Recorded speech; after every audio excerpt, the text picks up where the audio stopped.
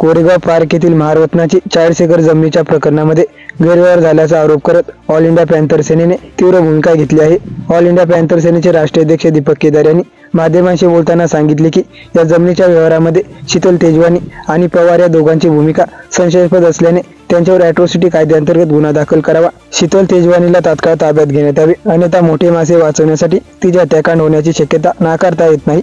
प्रशासनाने त्वरित चौकशी करून आरोपींवर कठोर कारवाई करावी। जर न्याय मिळाला नाही तर आम्ही आंदोलन करू। या प्रकरणामध्ये दलित समाजावर अन्याय झाला असून आम्ही न्याय मिळवण्यासाठी कोणत्याही पातळीवर संघर्ष करू।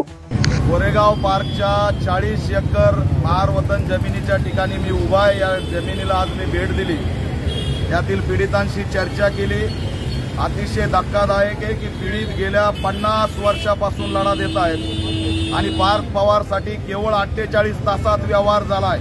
म्हणजे पार्थ पवारसाठी रजिस्ट्री करणारा अधिकारी, कलेक्टर, महसूल मंत्री, बाप असलेले उपमुख्यमंत्री सगळे सज्ज आहेत, पण आम्ही असणारे दीनदलित 50 वर्षापासून संघर्ष करतो या जमिनीसाठी, तरी सुद्धा जमीन आमच्या ताब्यात दिलेली नाही। आता आम्हाला सांगितलं जातंय की व्यवहार रद्द झाला, तो व्यवहार रद्द करा नाही तर फाडून फेका, पण तात्काळ आमच्या 271 जणांच्या वंशावळीला अस्तित्वात असणाऱ्या आजच्या ही जमीन वाटप झाली पाहिजे। या जमिनीवर आता सुद्धा सरकारचं आरक्षण पडलेलं आहे 12 एकर मध्ये, ते सुद्धा हटवलं पाहिजे आणि या ठिकाणी ही जमीन महारवतनची आमच्या ताब्यात दिली पाहिजे अशी मागणी आम्ही या ठिकाणी करतोय।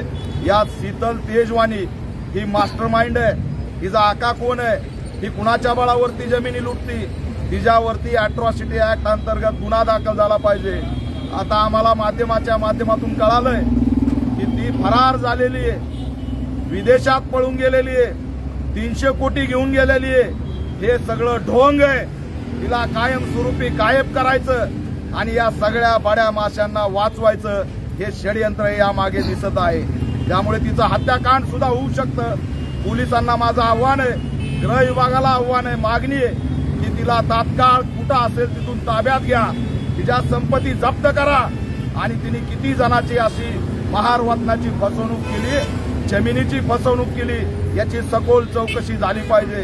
शीतल तेजवानी असेल, पार्थ पवार असेल, यांच्यावरती अॅट्रॉसिटी ऍक्ट अंतर्गत कारवाई झाली पाहिजे आणि अटक सुद्धा झाली पाहिजे, ही आमची या ठिकाणी मागणी आहे। आज आम्ही इथे भेट दिली, लवकरच पुण्याच्या जिल्हाधिकारी कार्यालयावरती या सगळ्यांवर अॅट्रॉसिटी ऍक्टचा गुन्हा दाखल व्हावा यासाठी सुद्धा आम्ही लढा देणार आहेत। राज्य सरकारला आमची मागणी आहे की आमच्या समाजाची राज्यभर जिथं जिथं जमीन आहे ती जमीन परत एकदा त्यांना द्या आणि त्या जमिनीचं महारवतन निर्मूलन करून त्यांना असणारं जमीन वापरता येईल अशा पद्धतीने जिवंत करा अशी सुद्धा मागणी या माध्यमातून आज करतोय।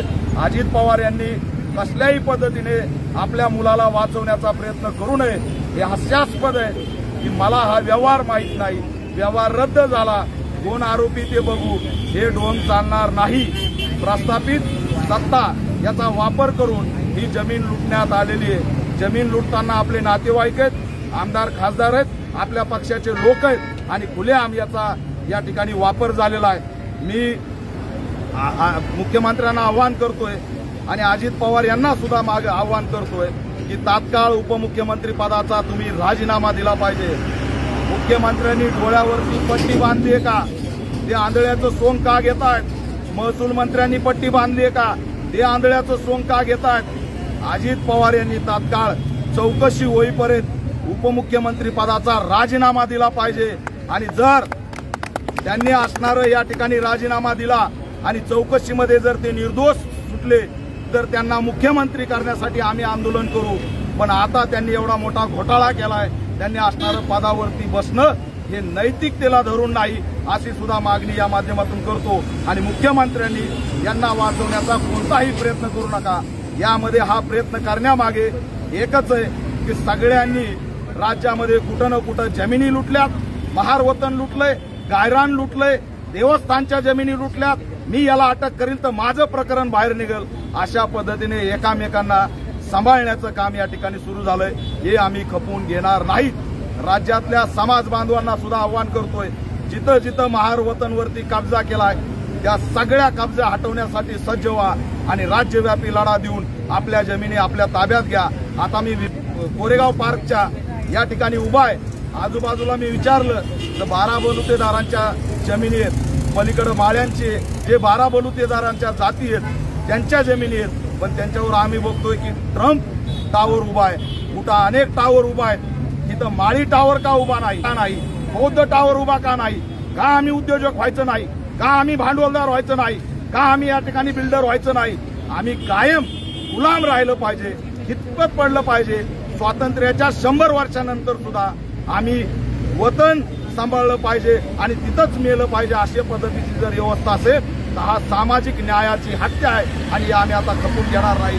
आमच्या जमिनी जिवंत करा आणि आमच्या बांधवांना न्याय द्या, यासाठी आम्ही तीव्र स्वरूपाचा लढा लढणार आहेत। लवकरात लवकर जर पवार शीतल तेजवानीवर अॅट्रॉसिटी ऍक्ट अंतर्गत गुन्हा दाखल नाही झाला तर अचानकपणे उद्रेकी आंदोलन केल्याशिवाय राहणार नाही, हा इशारा सुद्धा गर्भित इशारा आम्ही मुख्यमंत्र्याला आणि राज्याच्या उपमुख्यमंत्र्याला देत आहोत। डॉक्टर बाबासाहेब